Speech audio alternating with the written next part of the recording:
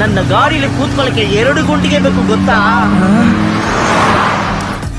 ಆಹಾ ಮಹಾನುಭಾವ. ಹೇ ನೋಡೋ, ಗಾಡಿಯಲ್ಲಿ ಹೋಗ್ಬೇಕಾದ್ರು ಯಾವುದೋ ಒಂದು ಆತ್ಮ ಜೊತೆ ಮಾತಾಡ್ಕೊಂಡು ಹೋಗ್ತಿದ್ದಾರೆ. ನಿನ್ಗೇನಾಗಬೇಕು ಅಂತ ನನ್ನ ಹತ್ರ ಹೇಳು, ನಾನ್ ಮಾಡ್ತೀನಿ, ಚಿಂತೆ ಬಿಡು.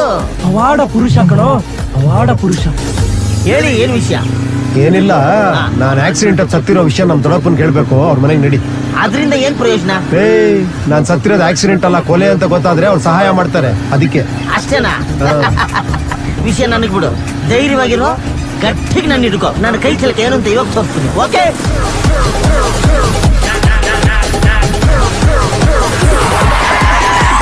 ಇನ್ನೇನು ಇದೆಯಾ?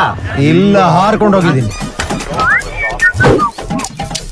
ಓವರ್ ಆಗೋಯ್ತಿ ಫುಲ್. ನಿಂತ್ಕೊಳ್ಳೋ, ಯಾರ ನೀನು?